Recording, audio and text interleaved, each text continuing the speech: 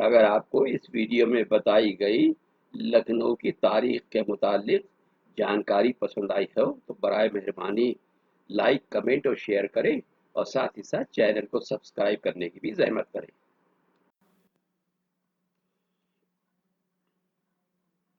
کیا آپ جانتے ہیں کہ قدیم دور سے آباد ہوئے لکھنؤ کے محلوں کے کیا نام ہیں؟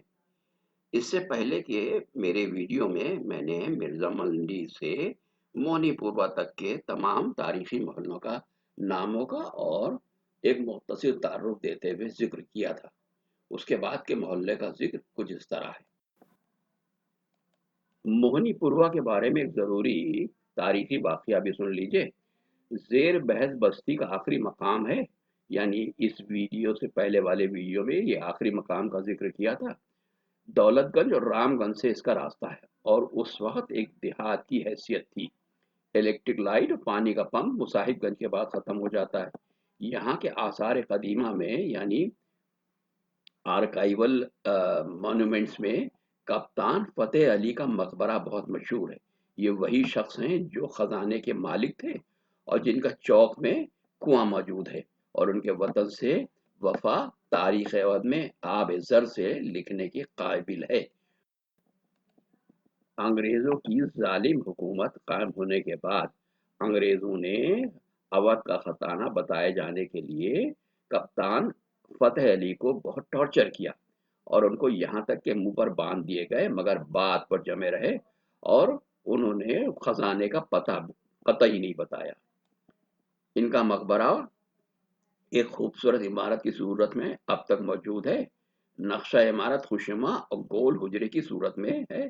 پھاٹک پر دو پایا باقی ہیں جن میں روغنی مٹی کی گمجیاں ہیں بقدر دیگچی نظر آتی ہیں، جن کا رنگ اس قدر شوق ہے کہ معلوم ہوتا ہے کہ آج کسگر نے تیار کیا۔ یہ عمارت 2 منزلہ ہے اور چھوٹے چھوٹے خوبصورت دروازے برابر برابر بنے ہوئے ہیں۔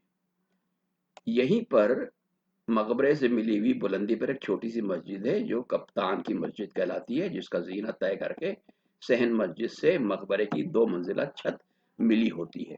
مسجد کے گنبد بڑے خوش وضع ہیں اور خوبصورت ہے۔ اس مسجد کے نمونے پر لکھنؤ میں کوئی مسجد نہیں ہے۔ اس کے بعد ہی اسی علاقے میں امام باڑہ معشوق محل موجود ہے۔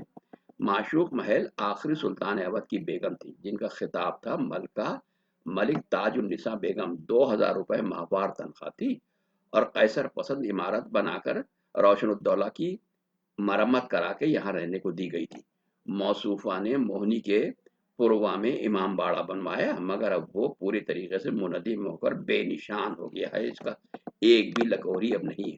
لیکن بقول تصدق حسین ایک شاندار مسجد ان کی یادگار میں بمقام مذکور خستہ حالت میں اب بھی موجود ہے۔ اس کے بعد محلہ آتا ہے گو گھاٹ۔ دریائے گومتی کے کنارے جو بستی شروع ہوتی ہے اس میں گو گھاٹ کو پہلا درجہ حاصل ہے۔ فقیروں کے قیام گاہ بھی دریا کے کنارے موجود ہے۔ دیہاتی، اہیر، پاسی، چمار، ٹھاکر، برہمن بھی پانی کے نزدیکی ڈھونڈنے ہی سے پتہ چلتا ہے کہ اس گھاٹ سے مویشی کثرت سے پانی پیتے تھے۔ اب مویشیوں کی زیادتی ان کے مالک اور پالنے والوں کی تعداد پر روشنی ڈالتی ہے۔ آج یہ مقام جنگل ہو کر کسی وقت میں یہ خطۂ گلزار اور عہد شاہی کے آثار کا نمونہ تھا۔ اس وقت کی کیا حالت ہے اس کو جا کر دیکھا جا سکتا ہے۔ گو گھاٹ سے ہی پورے شہر کے لیے پانی نکالا جاتا ہے۔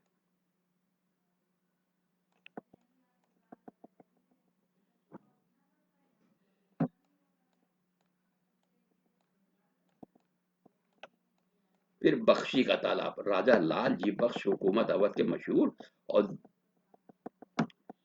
بہت چالاک خدمت خلق کا جذبہ رکھنے والے آدمی تھے۔ مفاد خلق کے لیے تالاب بنوایا۔ عوام کی زبانوں پر اس کی بنیاد کا واقعہ یہ ہے کہ نواب نے ہاتھی خریدنے بھیجا تھا۔ یہ ایسا گئے کہ گدھے کے سر سے سینگ بعد مدت کے پلٹے۔ کہیں دور نہ تھے، لکھنؤ سے 8 میل کے فاصلے پر تالاب بنوا رہے تھے۔ جب سرکار میں باریاب ہوئے بے ساختہ کہا ہاتھی لے آیا ہوں، حضور چل کر خود دیکھیں۔ نواب نے جا کر دیکھا تو تالاب بنا ہوا ملا، مرحبا کہا اور غیر حاضری معاف ہو کر مزید انعام و اکرام سے ان کو سرفراز کیا۔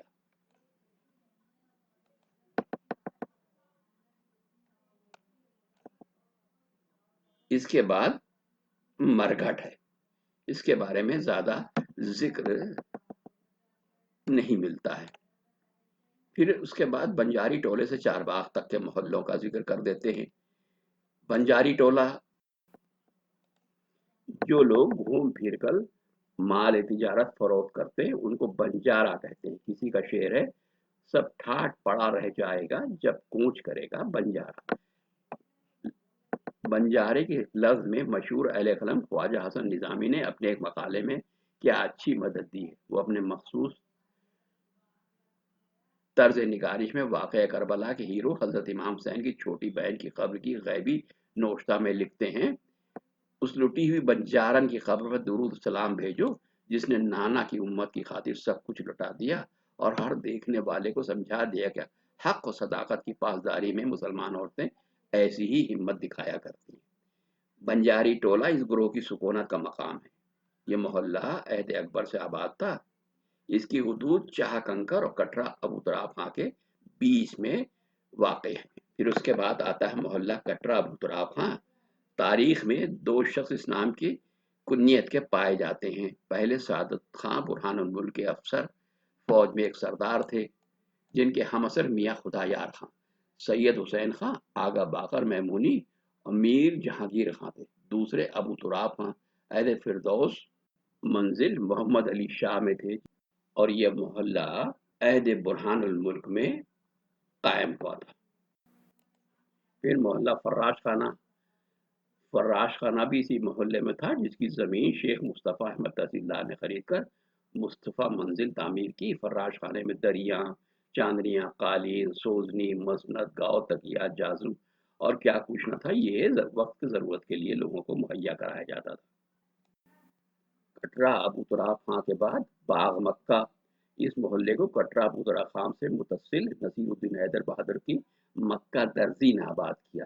کسی وقت باغ تھا، اب کچے اور پکے مکانوں سوا باغ کا کوئی پتہ نہیں۔ پھر چھلب داروں کا تکیہ، باغ مکہ اور راجہ کی بازار میں بلندی پر یہ محلہ آباد ہے اور دونوں طرف نالا بہنے کی گندگی سے ہمیشہ پست طبقے کے لوگ یہاں رہے اور مرنے پر دفن بھی یہی ہوئے۔ چھلب دار قوالوں کے اس گروہ کو کہتے ہیں جو احمد کبیر کے گائے ماننے والوں کو یہاں ان کی ایک مراد پوری ہونے پر زمین پہ سچے کوئلے بچھا کر ان پر آگ دیتے اور روئی کا بھیگا ہوا دگلا پہن کر گاتے ہوئے انگاروں پر لوٹتے، آگ بجھتی جاتی۔ عام مسلمانوں میں یہ رسم جاری تھی۔ احمد کبیر مسلمانوں کے ایک ولی تھے۔ پھر اس کے بعد آتا ہے سبتیا باغ۔ تاریخ میں اس محلے کا کہیں ذکر نہیں۔ معمار کاریگر یہاں رہتے تھے اور کنی وصولی لے کر صبح ہوئی اور نخاس آ گئے اور جس کو عمارت کے لیے ضرورت ہوئی وہ مزدوری پر ان کو اپنے ساتھ لے گیا۔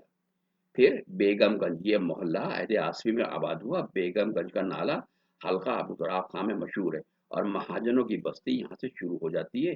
ایک راہ یہ یگن گئی ہے، دوسری رستوگی ٹولہ۔ اس کے بعد قاضی کا باغ مسلمانوں کی پرانی بستی ہے مگر تاریخ میں اس محلے پر کوئی نوٹ یا کوئی ڈاکومنٹ ملتا نہیں۔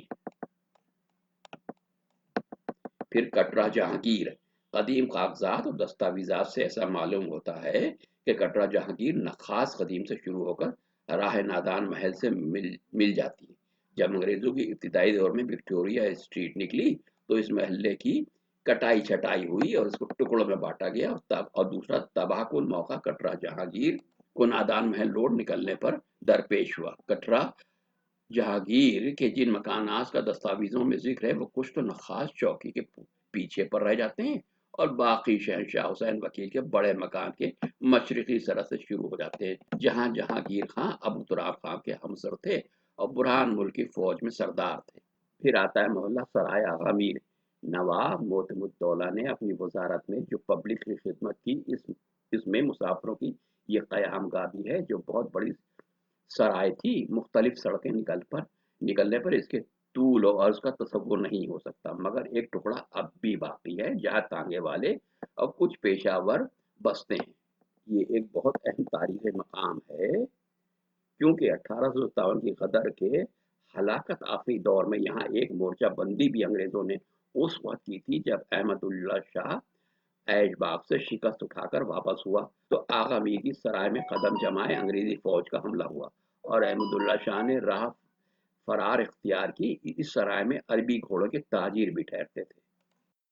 मेरे ख्याल में लखनऊ का कोई भी मोहल्ला ऐसा नहीं है, ना ही कोई सड़क या गली ऐसी नहीं है या कोई ऐसा मशहूर मकाम नहीं है जिसने गदर के हलाकत आमेज दौर में कुछ न कुछ हिस्सा ना लिया हो। यहाँ के तारीखी मकामात की एक बहुत ज़बरदस्त बहुत बड़ी लिस्ट है, लेकिन अफसोस की बात यह है कि इस बात को ना तो ज़्यादातर लोग जानते हैं, ना उन्हें पता है कि गदर के दौर में अंग्रेज़ों के खिलाफ लड़ने वाले सिर्फ लखनऊ के लोग ही नहीं थे।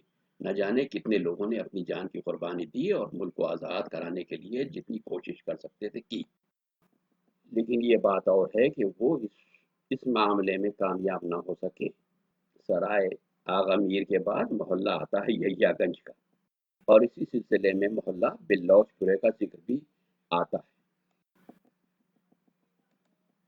और फिर सुभान नगर तारीखी मोहल्ला है। इस मोहल्ले का जिक्र हालांकि किताबों में या तारीख के कागजात में नहीं मिलता है, लेकिन दाराब अली खां का कच्चा मकान और दरगाही लाल की बारादरी के करीब था और अहद कदीम में यहाँ एक प्रेस था और जिसका नाम था शगुफ़े गुलजार। उसके बाद मोहल्ला नादान महल, नक्खास से अमीनाबाद जाने वाली सड़क पर यह मोहल्ला खुद गया। मकबरा नादान महल की इमारत अपनी कदीम शान और शौकत के साथ मौजूद है। ये शेख अब्दुल रहीम सूबेदार लखनऊ का मकबरा।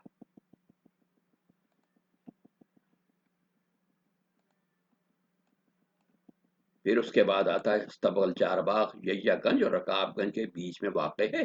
गिरद दवा में मुसलमान आबादी कहीं कहीं है, नहीं मालूम यहाँ अस्तबल था या शाही घोड़ों पर साइस चाबुक बरदार या छाता बरदार तपाई बरदार होते थे और चाबुक में चांदी की मसाम। इस मोहल्ले के रास और रईस हकीम कोचक अहद शाही के नामवर तबीब थे। इनका नाम तारीख में महफूज नहीं है और काफी मशहूर थे।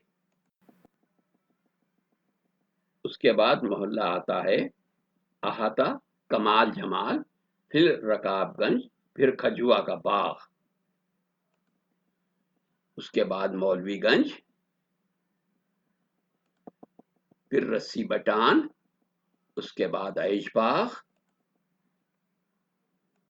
फिर मशहूर ज़माना हिंडोलिये का नाका या जिसे आप आजकल नाका हिंडोला कहते हैं। उसके बाद मोहल्ला अमीनाबाद। अमीनाबाद के तारीखी मकामात के बारे में भी सुन लीजिए। यहाँ एक गुलाब बाड़ी थी, इस हल्के के एक खूबसूरत बागीचे का नाम था। इसका फाटक नजीराबाद के चौराहे पर था। घंटा घर पार्क इसी बाग की आराजी पर बना है। फिर अमीनुद्दौला का बाग, फिर पंडाइन का बाग, उसके बाद गूंगे नवाब का बाग। खजूर वाली कोठी पड़ाइन की मस्जिद के करीब थी। इसका एक हिस्सा और खजूर का दरख्त शायद अब तक मौजूद है। उसके बाद मस्जिद खवास अमीनाबाद इंटर कॉलेज के साइड में है।